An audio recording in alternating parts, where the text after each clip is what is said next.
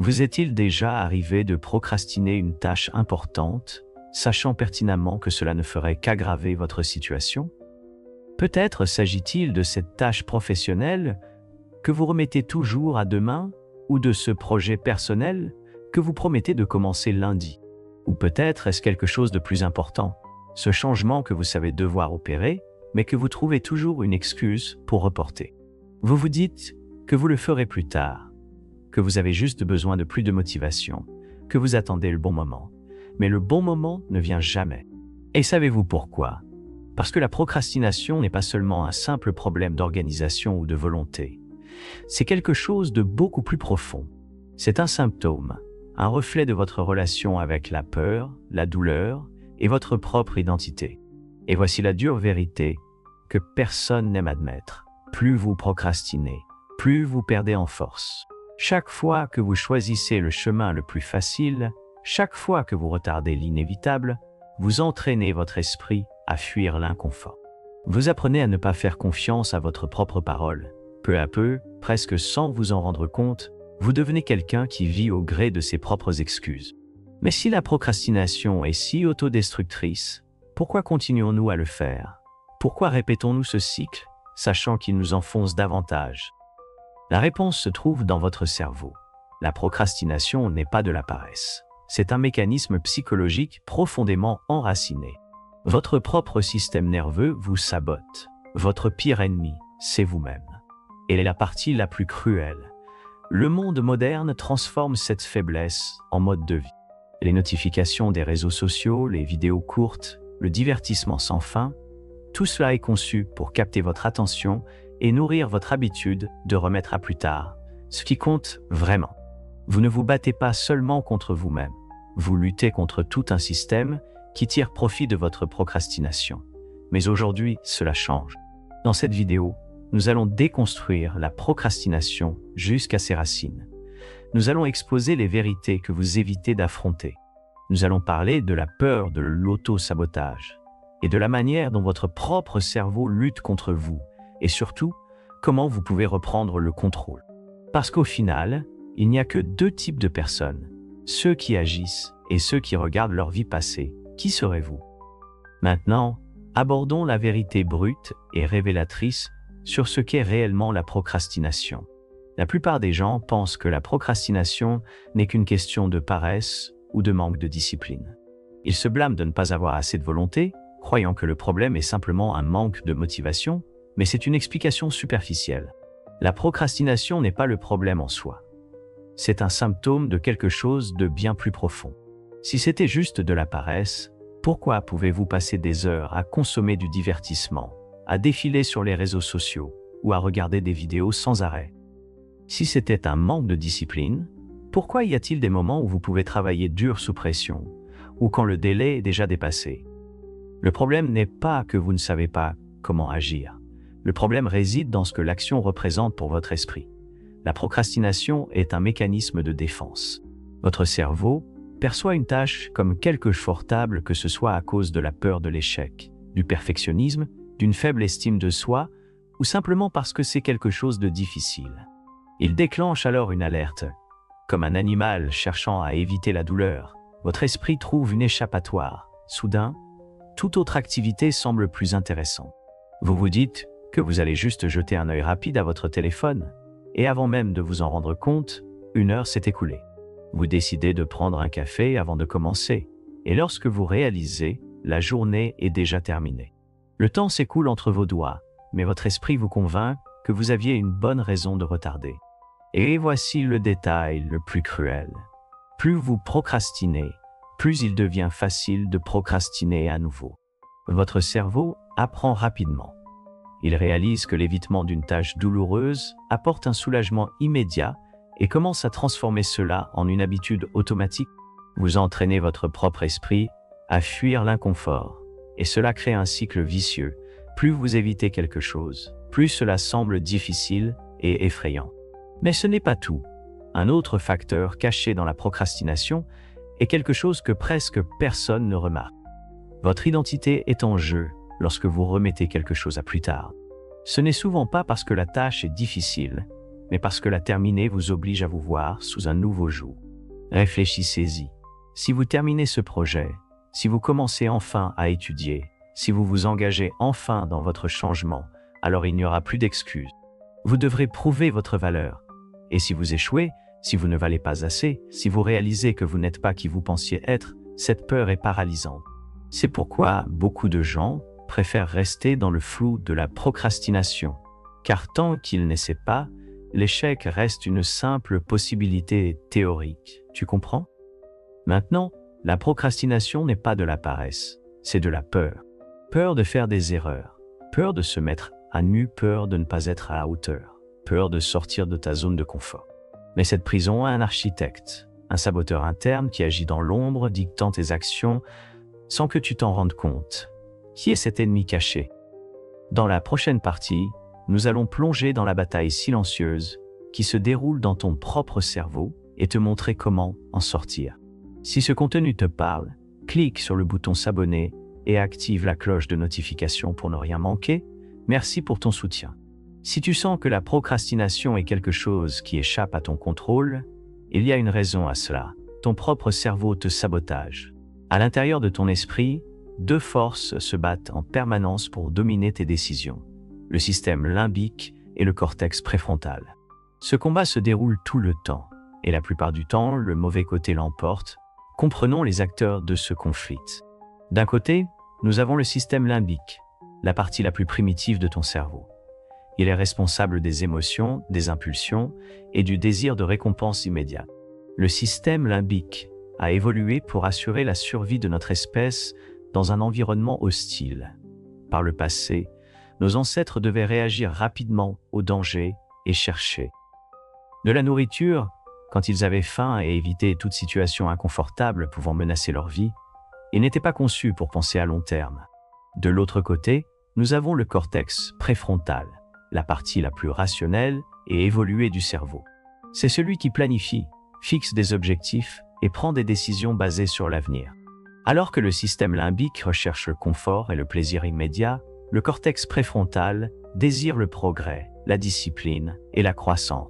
Si tu as déjà ressenti cette voix intérieure disant « Je dois commencer maintenant », pendant qu'une autre partie de toi dit « Encore 5 minutes », c'est exactement ce combat qui se déroule dans ton esprit. Et voici le problème. Le système limbique agit en premier. Il est rapide, automatique et émotionnel. Le cortex préfrontal, en revanche, est lent et nécessite des efforts. Cela signifie que si tu n'es pas conscient de cette lutte, le système limbique va toujours gagner. C'est pourquoi procrastiner semble si facile. Votre cerveau suit simplement le programme évolutif. Éviter l'effort, éviter l'inconfort, choisir le chemin le plus agréable à court terme. La modernité a aggravé ce phénomène. Réfléchissez-y. Le monde actuel est un véritable parc d'attractions pour le système limbique. Notifications sur les réseaux sociaux, vidéos courtes, aliments ultra transformés, pornographie, jeux vidéo. Tout cela active vos circuits de plaisir immédiat, libérant de la dopamine, le neurotransmetteur du plaisir.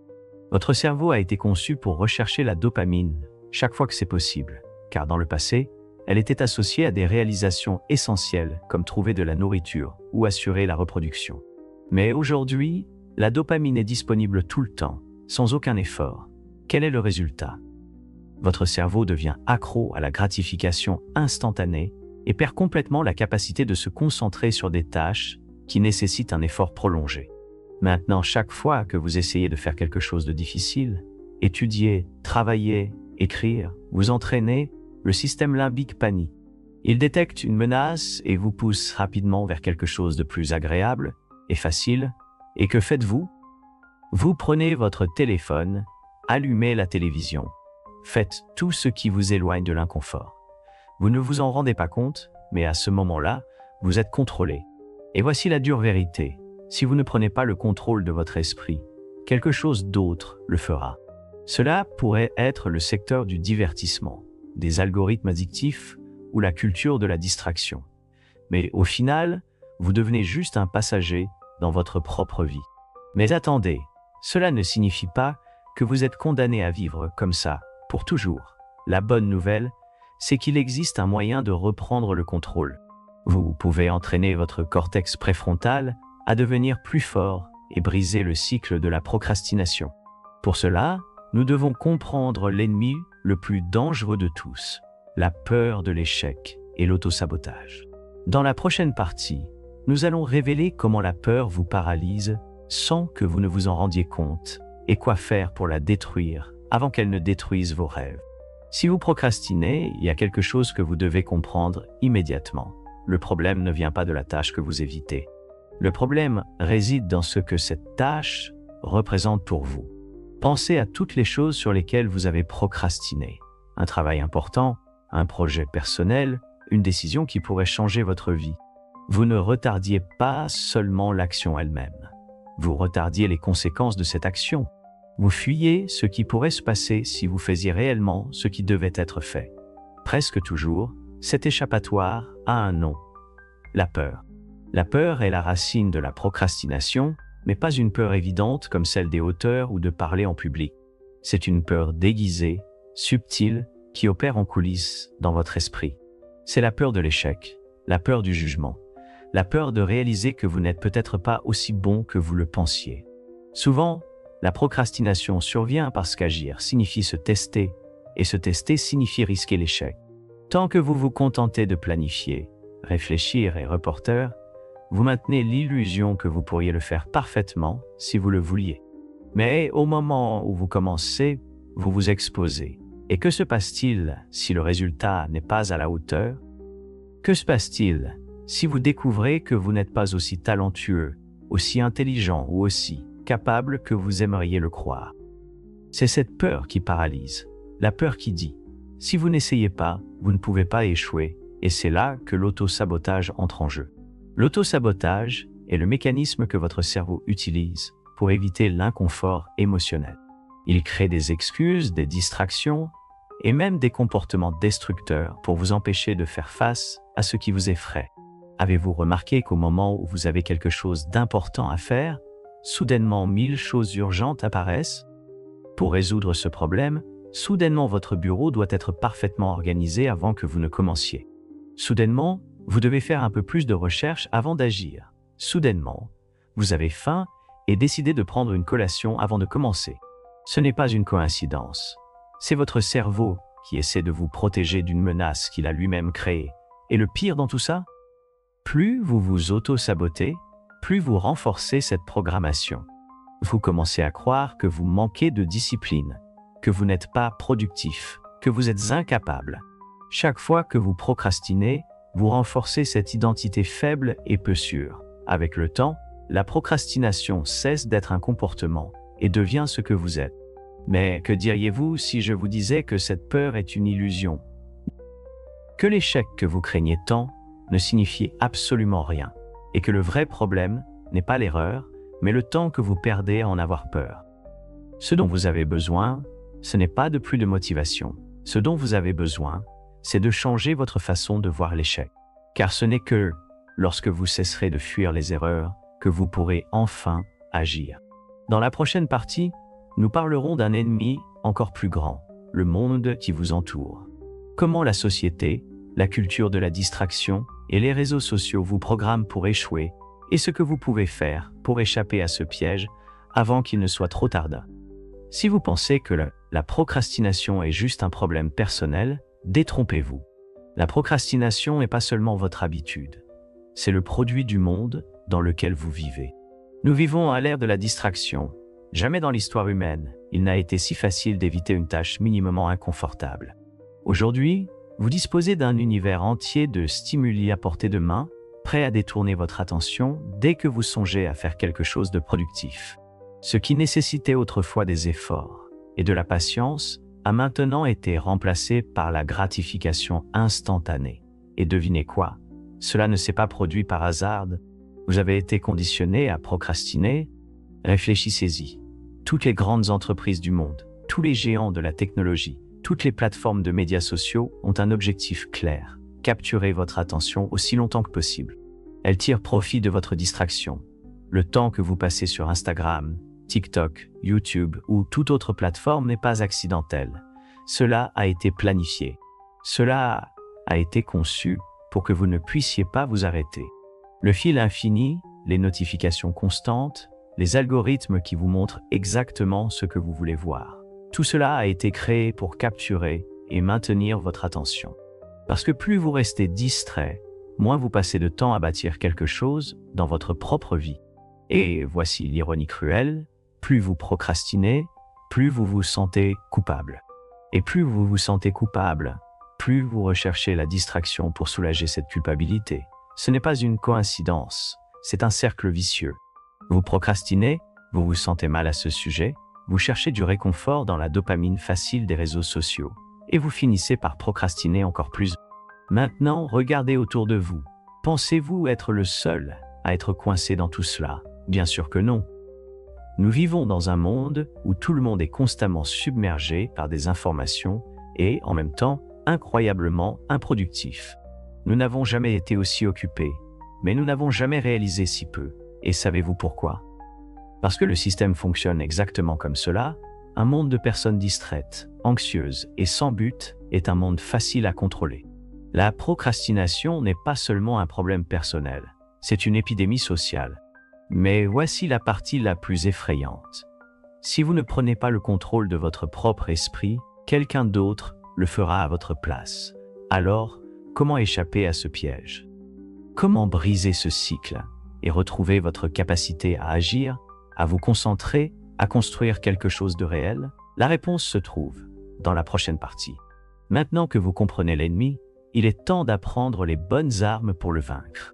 Dans la section suivante, nous explorerons des méthodes psychologiques éprouvées pour détruire la procrastination et reprogrammer votre esprit afin d'agir. Il est temps de reprendre le contrôle. Maintenant que vous savez pourquoi vous procrastinez et comment votre propre cerveau et la société travaillent contre vous, la question la plus importante se pose.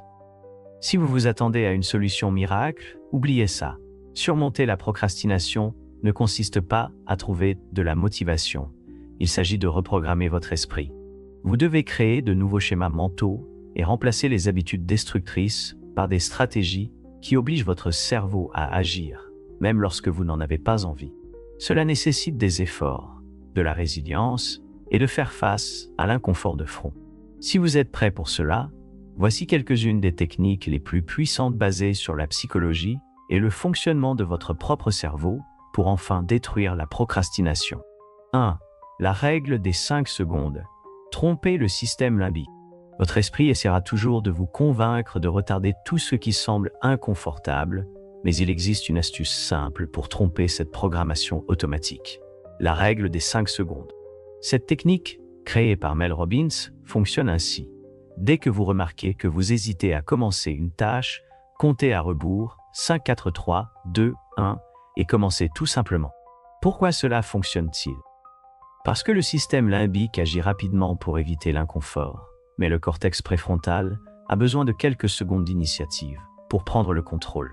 Si vous laissez votre esprit réfléchir, vous procrastinerez, mais si vous agissez avant que le système limbique n'entre en jeu, vous brisez le schéma de report. 2. La technique Pomodoro. Transformez l'effort en jeu. Votre cerveau déteste les tâches longues et fastidieuses, mais qu'est-ce qu'il aime? Les récompenses rapides. C'est pourquoi la technique Pomodoro fonctionne si bien, elle transforme le travail en petits défis. La méthode est simple, travaillez pendant 25 minutes sans interruption, puis faites une pause de 5 minutes, répétez ensuite le cycle. Lorsque vous avez terminé 4 cycles, vous pouvez prendre une pause plus longue de 15 à 30 minutes. Le secret ici est de tromper votre cerveau. Travailler pendant des heures peut sembler accablant, mais 25 minutes, n'importe qui peut le faire. Que se passe-t-il? Vous commencez à entrer dans le rythme, et avant même de vous en rendre compte, vous avez accompli bien plus que ce que vous imaginiez. 3. L'effet Zeigarnik. Utilisez votre esprit à votre avantage. Avez-vous déjà remarqué comme un film ou une série, interrompu en plein moment tendu, reste ancré dans votre esprit?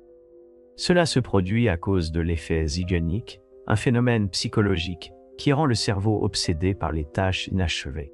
Maintenant, imaginez utiliser cela contre la procrastination. Le truc est simple. Commencez votre tâche et arrêtez-vous au milieu. Si vous devez écrire un texte, écrivez une phrase et arrêtez-vous.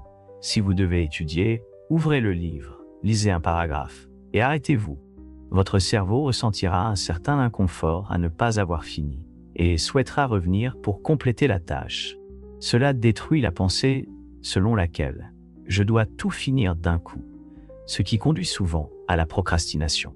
Car, en réalité, la partie la plus difficile n'est pas de continuer, c'est de commencer. 4. L'identité de l'action. Vous n'êtes pas ce que vous pensez, vous êtes ce que vous faites. Arrêtez d'essayer d'être discipliné, arrêtez d'essayer d'être productif. Comportez-vous comme si vous étiez déjà cette personne. La procrastination survient parce que vous vous voyez comme quelqu'un qui procrastine. Si au fond de vous, vous croyez « je suis paresseux » ou « je ne finis jamais rien », votre cerveau trouvera des moyens de confirmer cette identité. Mais que se passerait-il si à la place, vous commenciez à dire « je suis une personne qui agit, peu importe si je suis motivé ou non ». Ne pensez pas à la motivation. Ne pensez pas au résultat. Agissez comme si vous étiez cette personne dès maintenant. Parce que l'identité ne vient pas avant l'action. L'action crée l'identité. Ces stratégies fonctionnent parce qu'elles attaquent la procrastination psychologiquement, allant droit à la racine du problème. Mais il y a un détail important. Il est inutile de connaître tout cela si vous ne l'appliquez pas. Et maintenant, voici la question finale. Comment s'assurer que vous ne retomberez jamais dans le cycle de la procrastination? Dans la prochaine partie, nous allons clôturer cette vidéo avec un défi direct pour vous. Si vous voulez vraiment changer, ce sera la partie la plus importante de toutes. Maintenant, vous connaissez la vérité. La procrastination n'est pas de la paresse. Ce n'est pas un manque de discipline. Ce n'est pas qu'une mauvaise habitude. C'est un reflet de la peur, de l'auto-sabotage et de la manière dont le monde moderne a détourné votre attention. Mais savoir, cela ne suffit pas. Si cela ne tenait qu'à une question d'information, personne ne procrastinerait. Le problème ne réside pas dans ce que vous savez, mais dans ce que vous faites avec cette connaissance. Et c'est là que ça devient le plus difficile. Vous avez le choix. Vous pouvez quitter cette vidéo, être d'accord avec tout ce qui a été dit, trouver cela intéressant et continuer exactement comme vous êtes. Rester bloqué dans le même cycle de report, à chercher plus de vidéos, plus de conseils, plus d'explications, tandis que votre vie reste stagnante. Vous pouvez continuer à vous berner en disant que vous commencerez demain, alors que les jours, les semaines et les années passent. Et quand vous vous en rendrez compte, il sera trop tard, ou vous pouvez prendre une décision maintenant, une vraie décision, une décision qui change tout. Parce qu'en fin de compte, il n'y a que deux types de personnes, celles qui agissent et celles qui regardent leur vie passer. Et maintenant, je veux que vous prouviez à vous-même à quel groupe vous appartenez. Voici votre défi. Dans les 5 prochaines secondes, écrivez dans les commentaires quelle est la première chose que vous procrastinez et sur laquelle vous allez agir aujourd'hui. Cela peut être n'importe quoi, quelque chose de petit, quelque chose de grand, peu importe, mais cela doit être fait maintenant. Ne fermez pas cette vidéo sans laisser un commentaire. Si vous ne le faites pas, devinez ce qui va se passer. Votre cerveau va vous convaincre de le faire plus tard. Et vous savez ce que cela signifie. Plus tard est un endroit où les choses ne se produisent jamais. Alors maintenant, montrez que vous avez le contrôle. Et après avoir fait cela, continuez à regarder la prochaine vidéo, car elle est tout aussi importante que celle-ci. Si vous voulez vraiment changer, vous ne pouvez pas vous arrêter maintenant. Alors allez-y. À bientôt.